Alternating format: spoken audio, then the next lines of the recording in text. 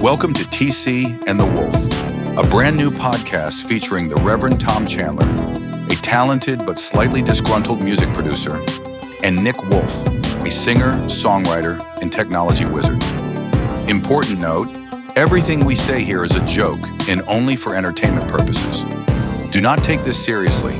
The opinions expressed do not represent the views of anyone else or any companies we may be affiliated with. Make sure to subscribe, like, follow, and share. And as always, drink responsibly and make sure to tip your waiters. Ladies and gentlemen, boys and girls, and the 14 people that listen to this podcast in the San Fernando Valley, welcome back to TC and the Wolf. I am the Reverend Tom Chandler. To my right, probably your left on the fucking video feed, is Mr. Nick Wolf. Say hello. Good evening. God, we have a lot to get into today. Yeah, it feels good to be back, though, Tom. It does. It feels good that it's just you and me again, too. I know. I was thinking about this as we were listening to the intro, and my analogy I wanted to make would be like if you had like sort of an open marriage or something, right? Where once in a while, but okay. once in a while you bring like a third person into the bedroom, but then when you get back to just the two of you, it's like really intimate, you know? Sounds like there's a lot of experience on your part for this. I've had an open relationship, and I tell you what, man, it's a wild ride. But it usually crashes and burns. Terrible. Anyway, we're going to talk about, so as a lot of you know, our last podcast with Plastic Rhino, Uncle TC might have been a little too in the bag for that podcast. You were heavily sauced, without a doubt. Yeah, I mean, so here's what happened, everybody. Like, it's fucking 9 o'clock in the morning on a Sunday, Super Bowl Sunday to be exact. I don't think Nick realized we were doing this on Super Bowl Sunday. I did. We strategized it to be, yes, that was intentional. So I'd be more fucked up. That's so that we could all just have a wonderful time. Okay, so I get here, you know, I'm here at 9 o'clock in the morning. Nick rolls up. Our social media person, Lynn, rolls up. Ron shows up with a bunch of gear. He starts like setting shit up. 50 cameras, bunch of lights, which turned into a dark video, which I don't know how this worked. But anyway, I'm literally like stressed out to the max. And I like people to be chill. To like just be like, we're coming here like today. Like we came in, took fucking 20 minutes to set up, and fucking we're chill. We're vibing, we're having a good time. This was not that. This was like, Leah's here, you know, she's got a great band. She's been around for a long time. She worked with Mutt Lang. We have to like deliver today. It's like a full production. And man. then right after that, we had Plastic Rhino immediately. Well, so this is a good point, right? 2 guests in one day, which we've only done that one other time. Also, we had the full production with all the cameras, which we've never done, right? So the stakes were definitely raised higher. Which means I need more alcohol. Well, you can actually, folks at home, I recommend you watch episode 12, followed by episode 13, and you'll see the progression of the day.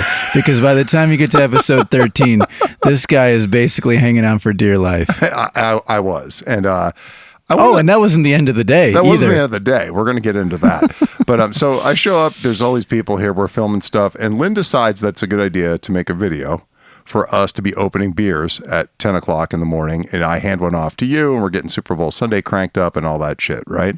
It's a solid reel. It's a solid reel. And we did like, you know, 3,500K or no, 35K or whatever on it.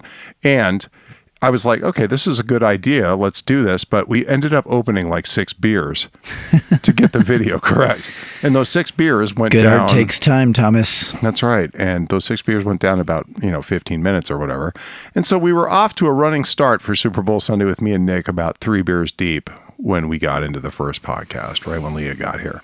So, and then when Ron was here, and he was stressing me out, of course, because Ron's a control freak and you're a control freak. You know, you got to love Ron, but he does add a little bit of stress to the equation. Oh no, there's tension because he wants to do what he wants to do, and we're trying to fucking deal with it and the whole 9 yards. And we're trying to get this podcast to be as professional as possible. And for some reason, I was just probably 6 shots and 3 beers deep by the time we started the first podcast. You were quite cantankerous that day. There's no doubt about it. Yeah, and then Leah got here. We had a good time. I think also, like, it's sort of like acting, right? Like when you would make a really grumpy remark, like the people around would crack up and that would egg you on. I don't know if you even realized it, maybe it's subconscious, but it kind of like you started ramping it, you know, and it was getting kind of like fucking really grouchy. And then we had to take a break after the Leah thing and go do the shopping. Yeah. We'll get into that. But okay, wait. Today we need to talk about Mike's Plumbing Service. It's our corporate sponsor today. Mike's Plumbing Service. He handles everything from the San Fernando Valley to Ventura, Malibu, all those things. Mike is a fantastic friend of mine, and he does plumbing for everyone. We had to get this out of the way to talk about at the beginning. He gave us this free t-shirt. I'm wearing it on the show. What's the slogan, bro? Got a leak? Call the Greek, Mike Lesios. That's what it is. And he's a great guy. He'll hook you up. If you guys have plumbing problems anywhere out there in LA, please give Mike a call. All right, we'll put up his link in the fucking thing on the website or whatever. I don't know how this works. I have no fucking idea. We'll do something with it. Okay, so then we started talking about Bad Bunny while Leah was here. Oh, Do you remember that? Right. And so while Leah was here, we were talking about, is he going to come out on stage, do everything in Spanish? Is he going to flip the bird? Who knows? Is he going to wear a dress and upset everyone that's not involved in the gay community? And so I was like about this. I was like, he should be able to do whatever he wants to do. And we should support artists being artistic, wearing what they want to wear. We wouldn't talk shit about David Bowie or Mick Jagger wearing a dress. And they all did that before, right? So I immediately decided that I needed to go to Ross across the street from my house. And we needed to go buy me a dress because I was going to wear it for the Plastic Rhino podcast. And we did a good job shopping, to be honest. We went through about 10 different options. We did. We had to find something that was size appropriate. I'm a big girl. Yeah. And it had to match your hair and your eyes. That's right. I'm a size 11. And I do think that we were successful getting a pretty beautiful dress for you. We did. But by the time we got back here, holy shit, I was in the bag. Yeah. And Atara gets here, and Atara likes to drink. I don't know if you know this, but Atara Glazer, she likes I don't know what her threshold is. I mean, I know she's not sober, but I don't know if she can really rip. Oh, no, she can really rip. And so she got here, and we were pouring shots. We were doing everything the whole day. And I'm being real with everybody right now. About halfway through the Plastic Rhino podcast, I did not remember anything. Blacked out? No, browned out. Because I was still talking. I was What's still the contributing. difference? Browned out is like when you're functioning, you're talking. And I do this a lot. Like I make phone calls browned out all the time. Like I'll call somebody. That's why you're forgetting everything? I do forget. But like, here's the thing with me though. I never really like overstep into like any bad area. Like I'm still pretty reserved when I'm browned out. Blacked out, like if I'm blacked out, I'm asleep. Not talking, not functioning, that kind of shit. So like fully passed out is what you're saying. Yeah. It's good to get their definitions and terminology in check. I think that's important. But you definitely were, especially towards like, 25% into that podcast and onwards, you were like more low key, more quiet, kind of just checked out a little bit, unless somebody was, directing, speaking to you. And, selfishly speaking, it was kind of nice because I could get all my questions out to Jack and Atara without you chiming in with all your bullshit. No, but you were definitely like more chilled out and stuff, and I was kind of like picking up on that. And I was helping with the editing process for that episode, and every now and then the camera comes to you, and you're just kind of like, chill, and then you had the little glasses on at some point, which are really hilarious, right? So it was almost like you were more like a mascot than a host at that point. It was pretty interesting. Well, I'm sorry. I mean, for the podcast's sake, I think it was pretty entertaining. No issue with that. Okay. And honestly, I've been rewarded for being drunk my entire life. So this is kind of positive reinforcement for the most part. For drinking. But I want to get into this. Speaking of editing, so last week when Leo was here, we had to do some editing. Oh, right. Well, let's back it up one click, which is, generally speaking, we don't edit the audio part of the podcast. And for the most part, we haven't edited even the video part. We just start both of them. We trigger, record, we let it roll, and we just talk for about an hour. Mm-hmm. And then, maybe once in a while we might bleep a word here or there, but generally speaking, it is linear and it's intact, right? But now we're starting to have like some classy, decent guests who have legit careers and stuff, who have a little more to lose. And their management company doesn't want our bullshit out there. So we did have to edit a little bit. We won't be editing today at all, I'm pretty sure. But what happened is we were talking about promoters in LA and how I have a big issue with promoters in LA. And one particular promoter that works at a very prominent bar that we all frequent and work at. We're not naming names, Tom. I'm not naming names. Keep it under the vest. I am. There's a certain female promoter. Oh, God. Let's just say that. where for some reason when she has an event, I'm very upset because her ethos of like promoting an event is basically this, which is I'm trying to move as many people through the bar at a 2-drink minimum as possible. Do you know what I mean? And she's literally like going, I'm going to book a death metal band, a gospel band, an R&B band, and a rap act all on the same night. And it leads to people moving through the bar. So she's trying to keep people moving constantly, which doesn't have a theme. There's not a rock night or an emo night or a jazz night or anything like that. It just turns into one of these nights where it's chaos all the time. And also, as we saw, I showed some receipts. Do you remember that? I do. So I showed 2 different receipts from 2 different days, where the first day, the drink I got was Jack Daniel's Double on Ice, which I brought to my friend, and it was $16. And then I went back on Friday. That was a Wednesday. I went back on Friday, and it was $32. And we noticed that the tax was, 12% or some shit? I mean, clearly there was a difference. To be fair, we don't know the root cause. It could be any number of things. It could simply be that the bar is charging more on the weekend. We don't know.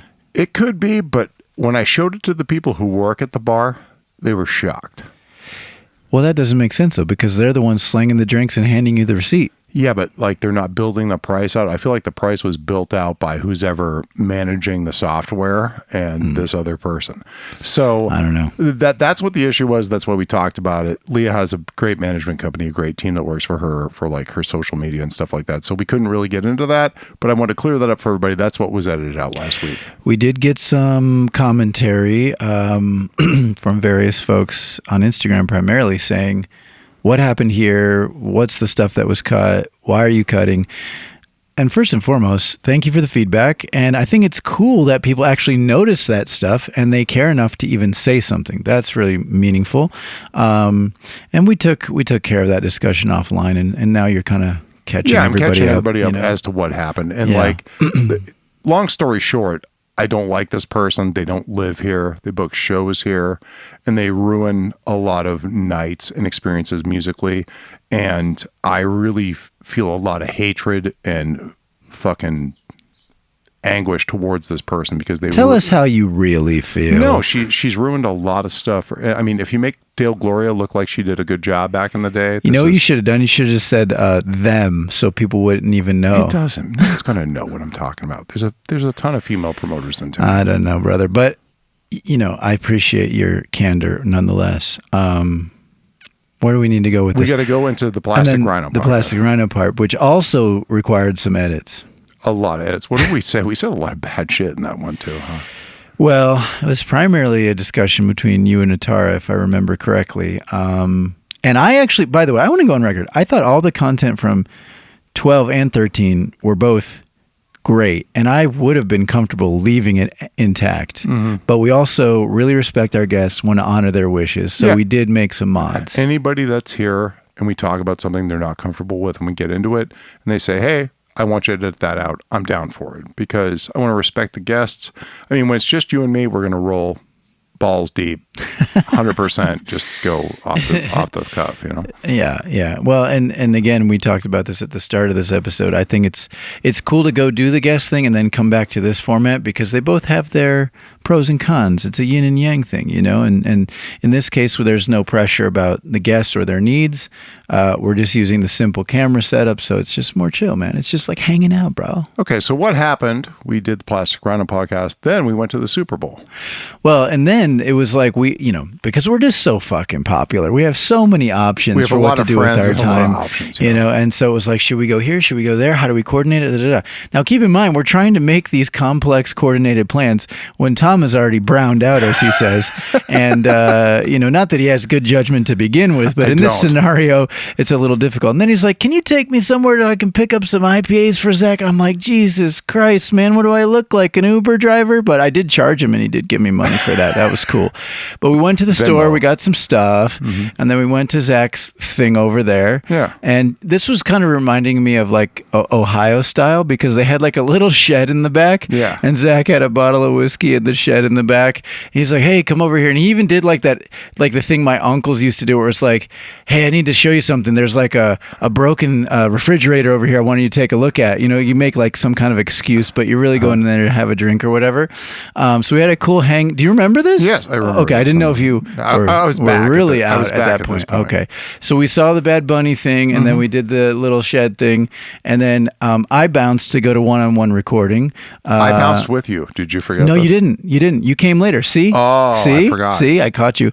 I went on my own initially because you wanted to hang longer there, right? And you didn't know if you were going to go over there or not. Oh, and then I went with Zaj. And then you went with Zach later. Yeah. And but we all got to hang out at one-on-one, and anytime we can hang there or do music there, always interested.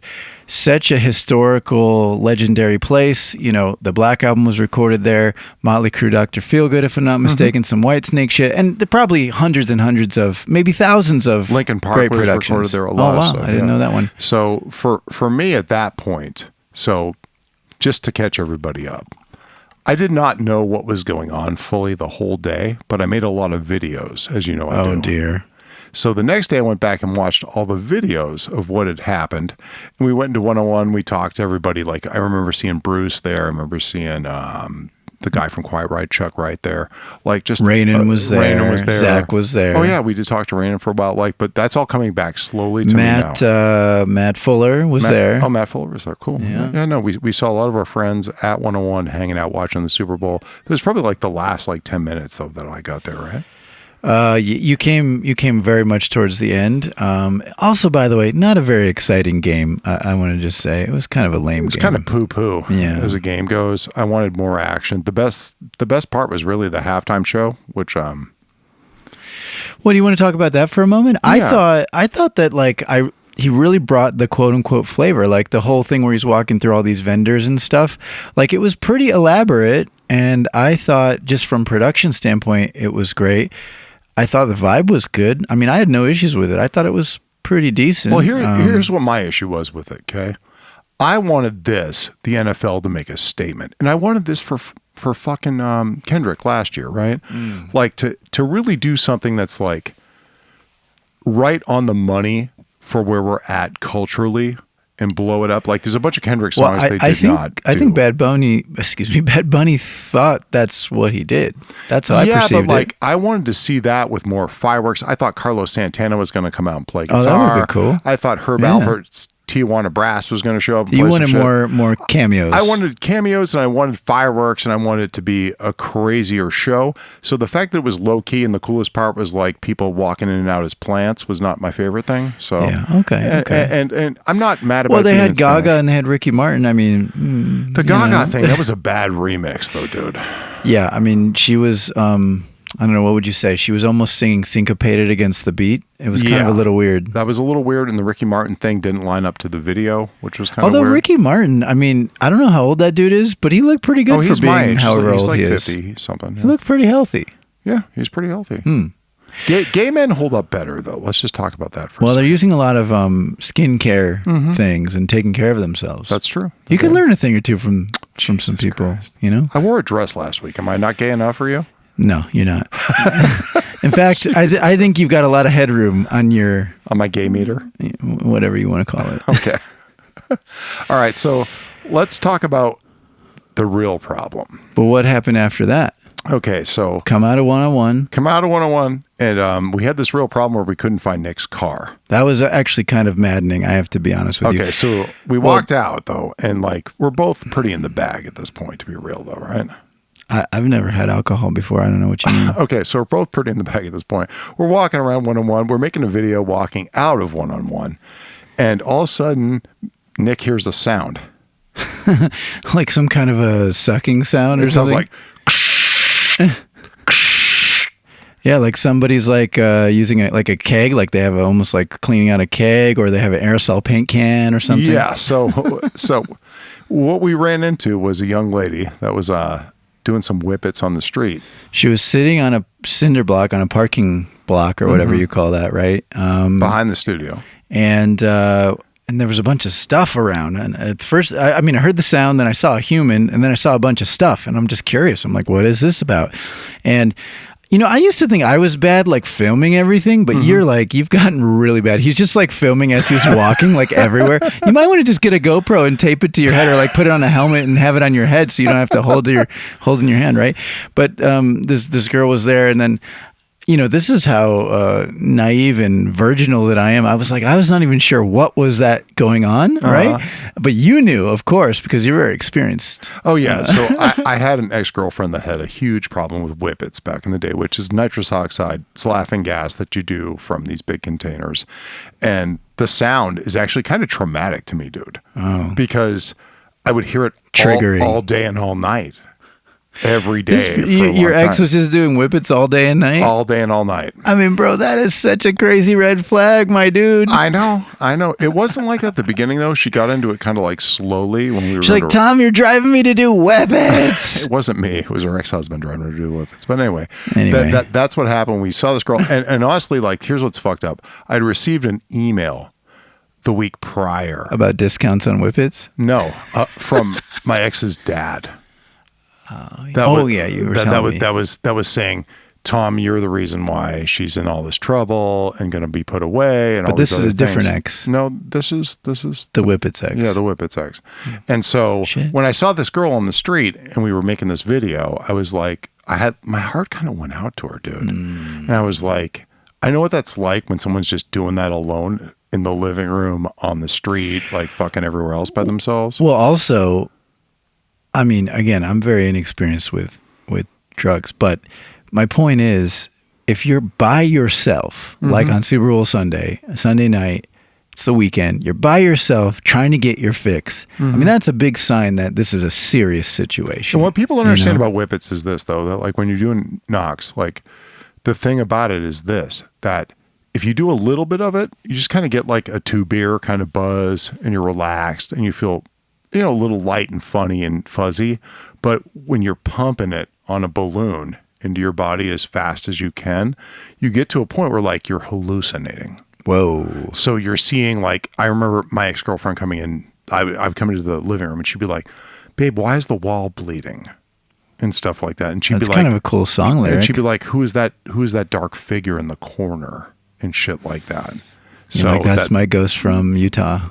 Yeah, literally it was shit like that. But so I felt bad for this girl and we talked to her and she said she was a singer. She's trying to make it. Don't put this video on social media. So of course we honored her and didn't do any of those things. Yeah. But like we ran into her and I was like, let me do a couple balloons with you. As if we hadn't had enough fun that day. No, and I had a lot more fun that day. And then we continued to walk up and down Lancashire looking for Nick's car. Yeah. Well, here's the problem with that. It's that when I first pulled up to go to the studio, for some reason, I thought it was going to be on like a certain side of the street. Turns out I was turned around. So I actually had to flip around and come by the studio.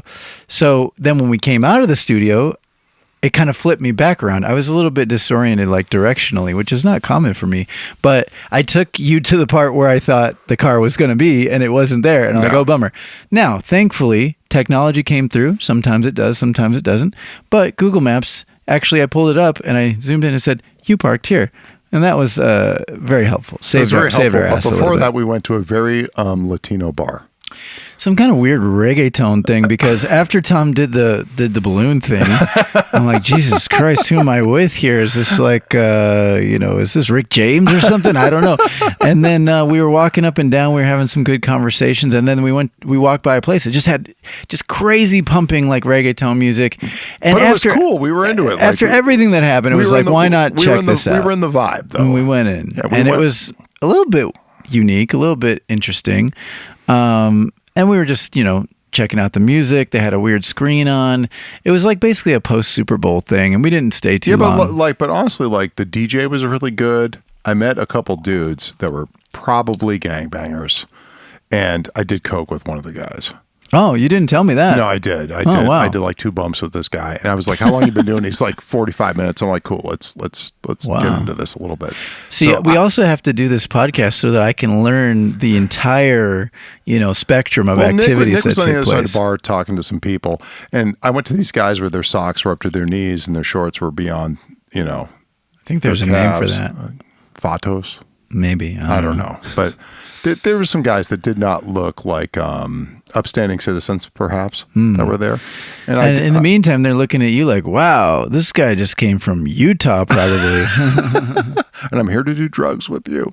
But we did that. And then eventually, like, music was getting kind of lame for a second. And then I saw you, and I saw one of the guys eyeing you when you were talking to some friends of his. And I was like, Nick, we need to get the fuck out of here. So we peeled out, and then we eventually found your car. That's when the Google Maps kicked into drive. Found the car. We went and got some gas. And that was pretty much the end of it. We got gas? Oh, you don't remember? No. See? I was fucking Well, I was just saying, I need to get gas. I got a lot of stuff to this week, whatever. And, you're like, why don't you just do it now? I'm like, I don't really need to do it now. I can do it in the morning. You're like, no, man, let's do it now, man. You were like really insistent about it. I'm like, whatever. So we went to a gas station kind of by your place here. Here we go. And then we were talking about Incubus or STP or something in the car. So I don't remember getting home. Yeah, well, I dropped your ass off here. You did, but like, I don't remember the car ride or getting back into the house. Ooh. I woke up on this floor in the morning, sleeping on Tom's In the living room floor? Living room floor, sleeping on Tom's cell. Like, I grabbed this off the couch, I slept right on the floor. Well, I've had some riotous Super Bowl Sundays in my day. This one was just solid, not over the top. You, however, had a bar raising or bar lowering, depending how you look at it. It was Super Bowl. lowering because I was pretty embarrassed. And like the fact that I couldn't remember what happened in the plastic rhino pot, I was kind of embarrassed. Luckily, there was nothing that bad on that. It was just kind of me chilling out. But I even at one point in the podcast, when Tara's like, take another shot, I was like, I've had enough alcohol for today. Yeah, which I don't usually hear from you. Yeah. But, Tom, maybe it would be interesting to also add on that about 5 days later, I think it was around Friday or something, you and I had a phone call. It ended up being an extended phone call where we did a little version of this rehash. And then we had some serious talks about how this is proceeding. Not the podcast, but life, yeah, right? Yeah. And I've been fucking up lately. I mean, it's been not the best for me, to be honest. So I've had some issues and just like been dealing with post-traumatic stress and things like that for a while. And I've been doing my best to like compensate and deal and still do my job and like live and exist. But the talk we had was very good, dude. And I thank you for that, because like you kind of set me straight and you're like, hey, we gotta peel this drinking back a little bit. I don't need to see you on the street doing fucking whippets with some bitch on a fucking curb, you know? Well, yeah, and I think the point was, you have many great things going for you. Talented, people love working with you, you build community, all these things, and you do want to make the best music, and you're totally committed to that. There's all that, and then there's sort of this other side of the coin, which I think at times is counterproductive to your mission, and I think it, everything has its limits, right? Like too much of anything becomes kind of a bad thing, so I think my recommendation to you is just to dial it back a little bit, set some reasonable limits for yourself, and flex some of that discipline muscle. You have great discipline. I do. But check in this music. out. Check this out, though. For 5 days after we had that talk, I didn't drink at all. Salud. Yeah, and I'm drinking Sprite. I was drinking Sprite with no vodka, which is terrible. Nothing, just Sprite. But anyway, like I had 5 days. Like so, the first 2 days of this shit. Because I'd been drinking, to be fair with everyone and be real, I was drinking like a bottle a day. And that day that's like some slash shit. That day was probably 2 bottles that day. Not handles, but bottles. But I'd been through a lot that day. And that thing at the end like really triggered me. And like I did not stop drinking. And I was just in a weird and kind of like where you wake up and you're like cloudy and you don't know what happened. And you're happy to be alive kind of headspace. Yeah, it was just weird, man. But I really did like clean up for like 5 days. And the first 2 days, I was in bed sweating like DTs, super bad. And everyone's like, you can probably die. I've never died from quitting before. I've quit a bunch of times for a long period. Well, you are still here. That's good. I'm still here. So I was fine. But it was a strange thing to go through. And then when I came out of it, I decided I'm going to be real like methodical about drinking from here on out, where it's like, if I'm going to bed and I need a couple drinks to like calm down or something like that, that's fine. If I need to, do something musical or do a podcast, just have a little bit, like, and kind of keep it in check and keep myself regulated and not get to the point where it was just, honestly, dude, for a long time, I've just been living every day like it's my last day.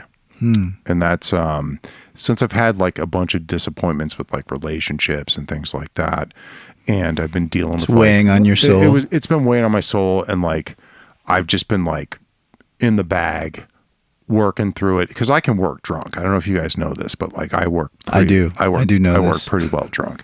So that was kind of the thing though. Like it got to a point where I'm like, okay, this is too much. This is the threshold. Now I need to pull it back and start being real again. And I'm feeling better, dude, to be honest. Yeah. Well, and then I saw you, when was that? I was over here. I saw you once since then. Mm-hmm. What were we doing? We were editing something. Or moving. Oh, we were editing the last podcast. That's Yeah, what it was. That's what it was. And frankly, between the Super Bowl Sunday and then the last time I saw you, which is about 7 days after that, I noticed a very clear, marked difference. Like, you just seem genuinely more alive, more vibrant, more present. And I mean, I get it. We've all been there where we're out of it and stuff, you know. Mm-hmm. But like, just to see the last TC I saw versus the next TC, there was like really a vast difference. Well, and you got here today at like 4 p.m. and I was still, sober. Yeah. Yeah. Well, and you're with it right now. Yeah, no. I had a couple drinks before we started. I think my point is I think TC, who is more sober and more in control, is a great thing. And I think you can trend up on this, and it will be good for your health, which will then in turn be good for your mental disposition and your productivity. That's true. And, it's all fair. I think you should still reserve some time to get your yayas out and stuff. I don't think you have to abandon all of that, but everything within reason, within moderation. You know what I mean? And well, for a long time though, I've been going hard for a long time, and it's just an overcorrection because like I was dealing with a lot of shit and a lot of disappointment and failed things in my life, and I just got into it, man. And it's like, and alcohol, we all know it can take hold. It can do some dumb shit. But it's like a coping mechanism, right? Mm-hmm. And to be very clear to the folks at home and to you, Tom, I mean, even though I know you know this, I am completely not judging you. I appreciate that you're being so real, both with me in our private conversations and even in the podcast. That's very commendable. So I'm just trying to help. So if anybody watches this and they're like, oh man, Nick's like fucking judging or telling you what to do, that's absolutely not what's happening. I don't feel like that though, dude. I don't. Well, that's good. That's good. I don't know. I'm just kind of premeditating. Someone might make a weird comment like that. Fuck those people. But I just want to see you thrive, dude. That's all. That's all. And I'm trying to. Like I said, there was a period of adjustment where I needed to figure out and dial it in a little bit better. And the stress of the podcast was like on top of the other stress from the email and shit like that I got the week before, where like there was a lot on my mind that day, and having a bunch of social media people show up and cameras and Lynn and the whole. I mean, maybe deal. The timing wasn't ideal. That's no, but possible. that's not your fault. It's me reacting to it poorly. But and I could have done better. But I mean, I still think we got a couple good pods out of it. It was a pretty fun day, all things considered, and we did nail the 2 podcasts. And I feel like we raised the bar on the production and all that. We also got a lot of good social content. So I think it was an effective day with some side effects. Yeah. I mean, it took me a couple days to straighten out after that, but I feel better now. So that's the good news, everybody. Moving on. What's new? What's new? Well, Tom, Epstein files. Let's get into it. We want to talk about it? Okay, yeah. You want to talk about it? I mean, it's pretty crazy, right? It's hard to even know how to summarize it, right? But one thing that I think is clear is you get to see a glimpse of how another class might not be the right word, how another type of people exist, right? So here's evil like, people. Yeah, well, evil, powerful, a lot of money, a lot of contacts. Like if you think about like music, right? Like, you have a great Rolodex of musicians. So if you've got a particular problem, hey, I need a drummer, you can call like 50 people because you're connected to those people last week. I know, right? But what I'm saying is, you look at a guy like Epstein, his Rolodex is massive too, but he's got like politicians, judges, police, cartel members, Mossad, all this stuff. He's got a crazy, like the size of the network is one thing, but the types of people in the network who are also mostly all very powerful, that's nuts in its own right. Then on top of that, you get to see like just how money and power just run the show. And I mean, most people know this to a certain level, but seeing it written down in this way, it's exposing how some of the inner workings work. I'll give you a quick example. I just watched this video a couple of days ago. Somebody asked this guy who's read a lot of this, what was the most interesting or telling thing? And there was a scenario where Epstein was hired to broker a deal with the Department of Justice on behalf of, oh man, I'm spacing on who was in trouble. It was someone really important who was in trouble with the United States government. He was going to have to pay like $100 million fine to get out of this situation. He hired Epstein for $25 million, and Epstein got his debt down from $100 million to $50 million. So the guy saved like $25 million bucks by having Jeffrey negotiate his settlement with the Department of Justice. I mean, if this is not some of the most crazy, nefarious, corrupt shit, right? I mean, no. You know? And that's the thing. It's hard for me to tell from what I've been seeing online with people that are like, we read these files and we were reporting this, right? It's hard for me to tell what's true and what's fabricated. You have to take a lot with a grain of salt. Yeah, but the thing about it is that the fact that evil like that exists in the world makes me sad, dude. Like, well, I'm mostly just talking about like power and corruption, but that's a whole other piece of this, right? There's some super dark stuff. The dude's clearly a convicted, PF or whatever, PDF file. And, and that's what I'm saying though. Like there's a lot of stuff on the table there that the more I hear about that, it kind of weighs. I mean, I know a lot of people that we're friends with that weighs on too. And it's fucking with them and it's fucking with their head. And I don't think people were really meant to know this much about that shit either, Well, I agree with you. And I mean, when I read this stuff, I mean, it's depressing for me too. It's very harmful when you realize how low and how deep some of this stuff goes.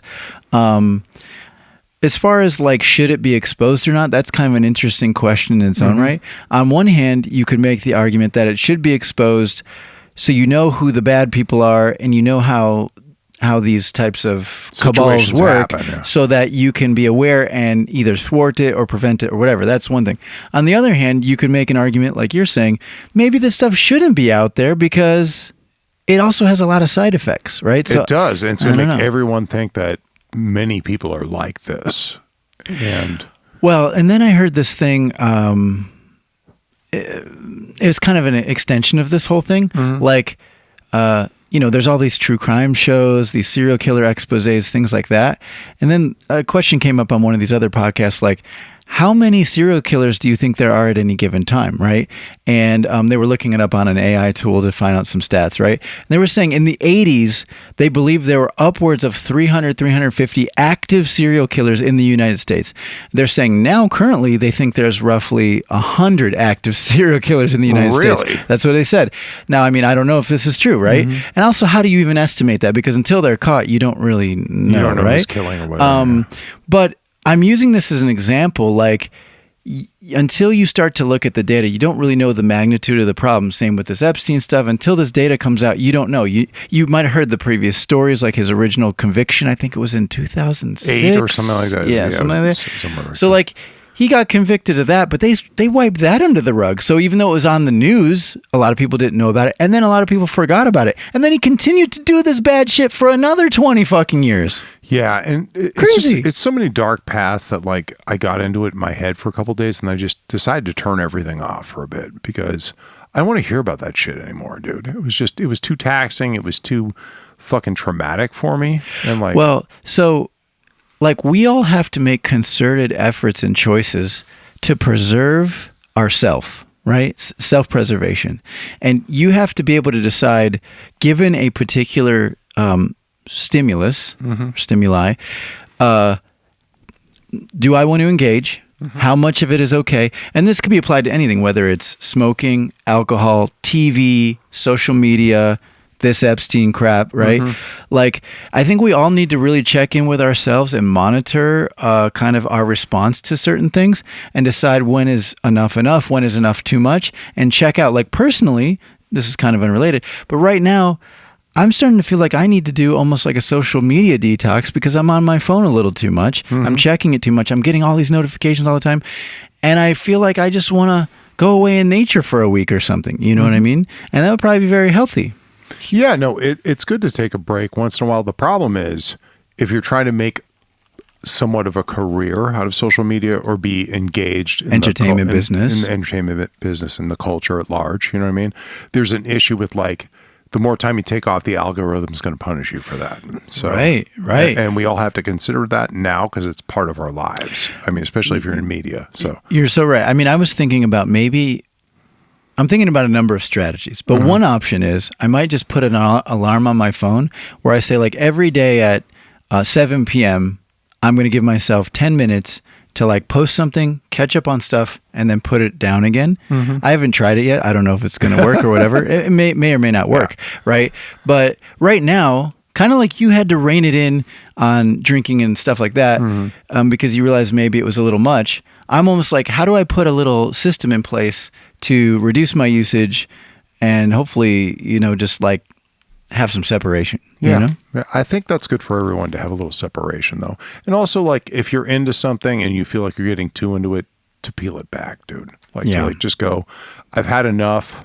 I know I've had enough. I'm tired, and kind of peel it back. Kind of how I'm feeling about it, man. And it's pervasive. It's like, well, also we've got, don't get me wrong. I enjoy some of the fruits of the social media stuff, but between my own thing, the band thing, the podcast thing, and I want to keep all that going, but I just don't want to douse myself with it. I don't want to be like,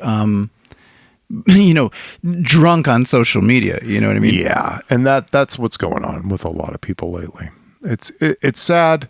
And we do need breaks, and we need to figure out what the math is on that and how to work it out. Because it reminds me, like Bruce posted something that I thought was pretty poignant and Bruce well Bain, said. Shout out. He had like a little, like a black slide, and it was just white text, and it just said like, "Hey, I got a song coming out. I know I'm supposed to be doing these TikTok dances to promote my song. I just don't feel like it. I'm not in the mood. The world at large is corrupt and terrible. Like, how can I go, shake my maracas in the corner and make a video?" That's not what he said, but something like that. Yeah. How can I go do that and pretend like everything's cool when we have kind of an abysmal state of things? I'm still positive, but you know what I'm saying. No, you know I'm still HIV positive. I feel that way. Oh, so dear. Let's get into something else now. So, I'm getting away from... Here's what's fucked up. I want to tell you this real quick. How I got into the Epstein thing, okay? Oh, yeah. Is Stanley Kubrick is like God to me, okay? And he made a movie in 1999 called Eyes Wide Shut, which is... Nicole Kidman? Nicole Kidman and Tom Cruise, right? And it's about a sex cult. Secret society shit. Secret society shit and now when we watch it with the modern framing of the Epstein situation, the whole movie has changed meaning. It's like it's morphed into something else that it wasn't before.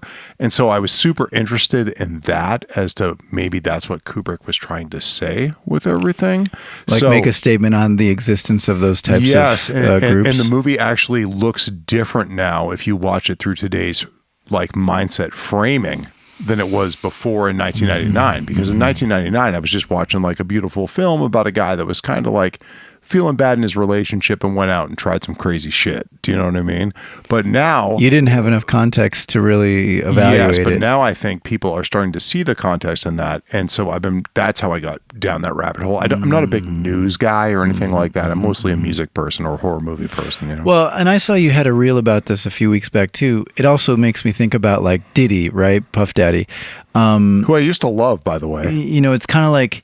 He had these crazy parties. And it's not the same as the Eyes Wide Shut, but it's like still what happens after dark, what happens in these closed rooms with these certain secret societies or special cuts of the population, so to speak, right? Well, honestly, so here's a story, okay?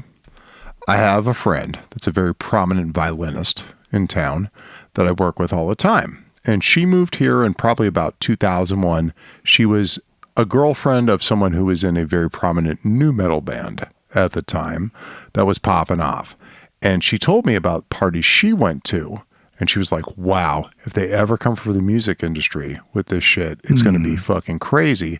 Because there were girls from Van Nuys High School and Canoga Park High School that were 16 years old at parties with 30, 35-year-old guys back then. And she's Not like, good. and she said it was the norm. She was 19, 20 at the time when she moved here from England or some shit. And that was the standard. There was like a weird standard about that. I've definitely heard a lot of stories along those lines. Well, that's what I'm saying. So I've heard stories like that. And also this is a long time ago. Fuck. I was with one of my friends and we were, he had to go pick up some drugs or something from someone. Okay. And we were on our way to an early iteration of Steel Panther. I think they were still called Metal School at the time at the Key Club. We were going over there. This is probably 2004, 2005. And we went to a place in Koreatown where he's like, I got to run in here for a couple minutes, Tom, roll with me. So I rolled with him, right? K-Town. K-Town. So we rolled up to a place that was on the outside, a dry cleaning place. Always a good front. Always a good front, right? So I roll up into this place and like I went into this club where there was like a lot of like underage Asian women in this club that were performing, doing things, dancing on tables, the whole 9 yards. And my friend, we'll just call him M at the time, he walks back into like a back section to go talk to somebody to either buy some drugs or something. I don't know what was going on. I was kind of checked out of it at the time. I'd been drinking, of course. So I'm hanging out and there's like younger girls that are from a foreign country coming up to me, talking to me, asking questions. There's dudes doing coke off of all the tables. Like it was very much like, I felt like I was at Jumbo's Clown Room behind a fucking dry cleaner. So the front was basically like 6 feet of dry cleaning. And then the back was like this huge club warehouse thing with multiple floors. So these things do happen, man. And it's like out there and there's evil everywhere. We all need to be aware of it. I'm kind of glad it's getting out there now, to be real. Well, the first step with any problem is to identify it, acknowledge it, admit it exists, and then from there you figure out a strategy. Yeah, and everybody's going to get out of the strategy. So let's move on from this. There are terrible places all over America where this shit goes down, and it's fucking awful, and I want to not be a part of it or hear about it anymore, but it looks like we're going to hear about it for another 6 months at this point. Well, take care of yourselves, take care of your loved ones, and life is short. You got to make the most of it, and you got to dodge some of these bullets. And head on a swivel, man. Be looking out for shit. Do you know what I mean? You got kids, you got people that aren't doing so well in your life. Keep a head on a swivel and take care of people because that's the most important thing, right? We're going to get through this. That's right. All right, what do we want to talk about now? Let's think about this. I went to San Diego recently. Oh, yeah, talk about the San Diego thing, man. Okay, so San Diego, I haven't been there in 3.5 years. I thought you were going to say 37 years. No, 3.5 years. I haven't been to San Diego. I went down there the last time in 2023 to see a band I used to work for called Malison that's down there. They were kind of a speed metal thrash, dual harmony guitar kind of thing. I like that. Yeah, no, these guys are fucking great. I worked for Mario and Nick and these guys for a long time. And I hadn't seen them in a while. And Julesy got a show down there where she's playing at House of Blues. And we had a big, epic fucking meltdown last week I think we should get into with how, like, I want to talk about bad musicians for a second and people that just don't give a fuck. And this is horrific because Jules' main drummer, Kyle, has been out of town. He was in Japan. He was on another tour with a bigger artist. And we were excited for Kyle. He was going to be gone, but Jules was like, we need to find another drummer. So we put the word out there and somebody through like the studios and shit like that recommended another guy. And she's like, Tom, this guy should be fine. Do you want to roll through and like check it out? Check out the rehearsal. We're getting going at about 8, get there at about 9, come to this rehearsal. So I go to the rehearsal and I get there at 9 and nothing is up and running yet. It looks like minute 4 of this fucking rehearsal. That stresses me out a lot. And I'm looking at Lisa and Bruce and Lynn doing nothing because they're set up ready to go. And the monitoring's fucked up because like the chick at the rehearsal space was not didn't know what to do. Didn't know how to run monitoring and things like that. And then the drummer's up there and I look over and I've known this guy. Like I've seen him a bunch of times before, but he can't get the tracks to work out. What's the guy's name? I'm not going to say the guy's just name. Kidding. I'm just kidding. But no, it was crazy because there was so much bullshit going on. And then we went to play like the first 3 songs and the guy couldn't get through the songs. Yikes. And we had hired him to... And these aren't really like that complicated of songs, well, no, right? Jules' songs are a little bit more complicated. They're a little bit musical theater. They're a little bit... There's stops and starts. And like normally a professional comes in and takes care of it. This guy did not fucking take care of it. It was awful. And I was very bewildered by how bad it actually was. On a scale of 1 to 10, 10 being great, what would you rate it? A 2. Damn. 2, 3. And this dude was supposed to do this in one rehearsal. The tracks were getting out of alignment.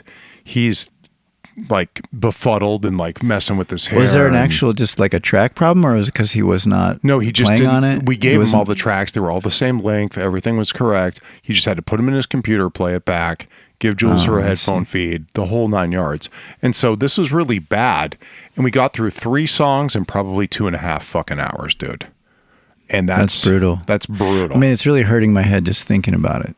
And so I was so fucking mad that like, in the middle of the song, Jules is texting me, call Zach, call Tony, call Todd, call like all these people. Wow. Because she's like, this isn't going to work. And I'm like, I know. I'm looking at it right now. So I kept going in and out of the room as this guy's fucking up the songs over and over and over and over. And his kicks were uneven.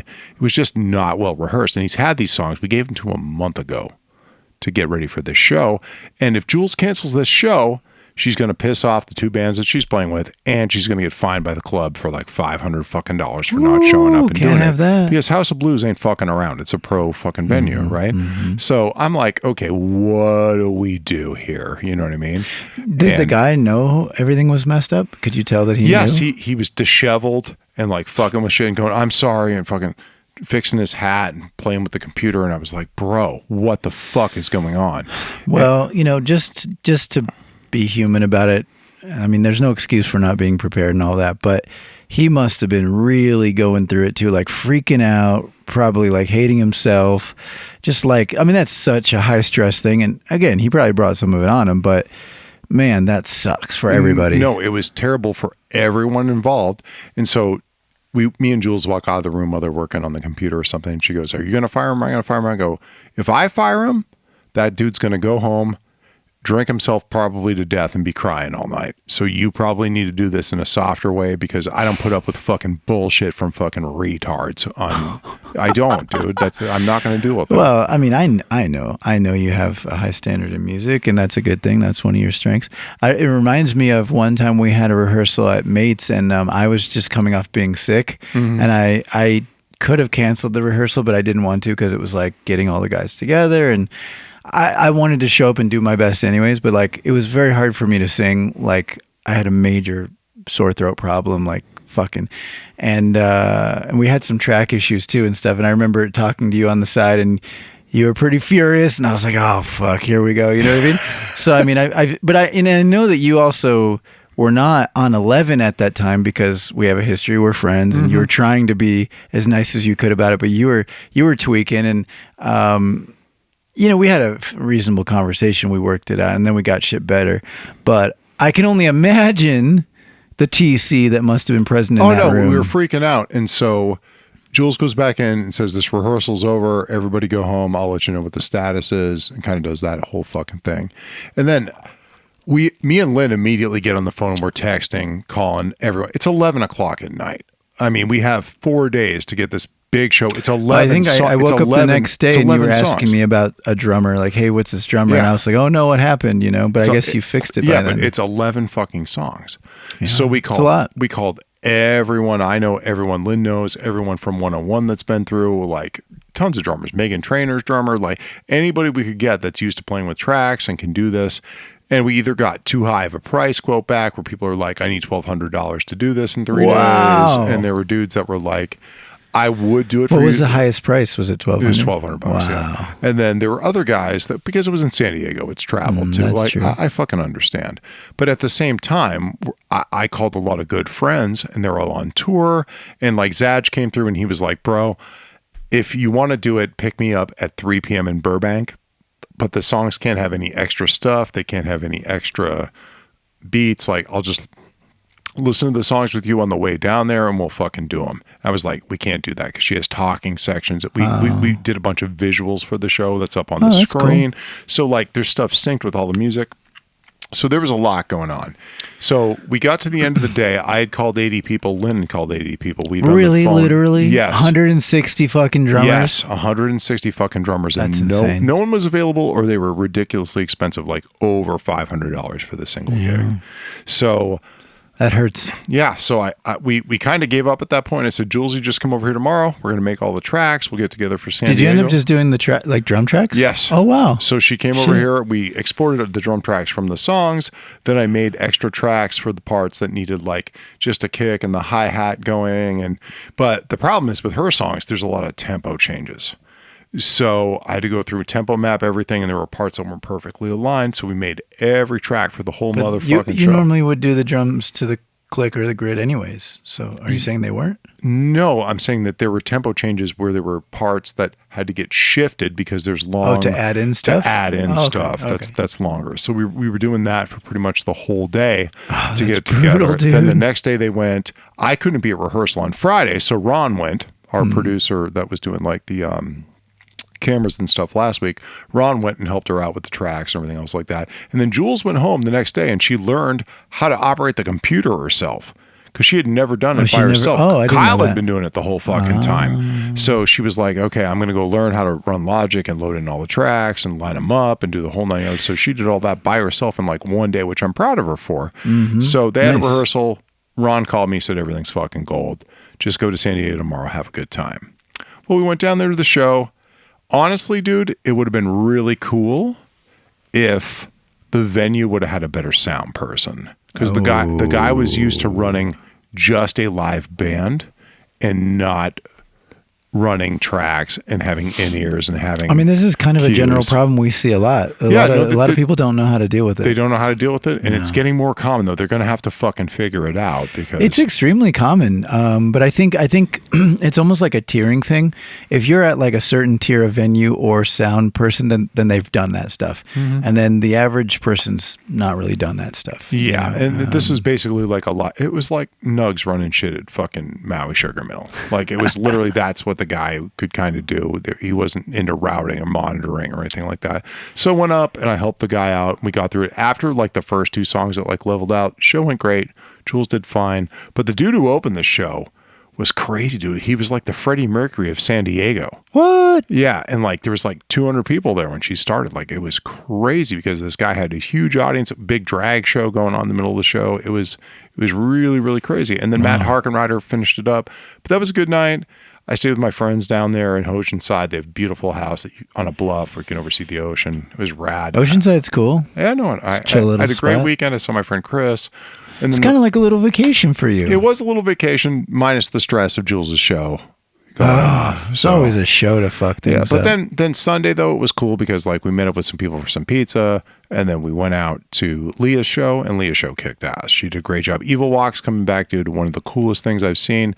She ripped it up like I've not seen her rip it up in a couple years. I'm sure Leah, brought a lot to the table, but probably the reason that she kicked so much ass is because she was on the TC and the Wolf podcast just a week before that. That totally helped. It was totally the thing. Oh man, I've seen so many artists come on this podcast and just take the fuck off, man. They just rise to the highest level out there. We bring out the best in people, Tom. I mean, Eric Kluver's going to be an American Idol next week, dude. I think he's going to be subbing in for Kirk Hammett and Metallica in about 3 months after we release his podcast. That would be awesome.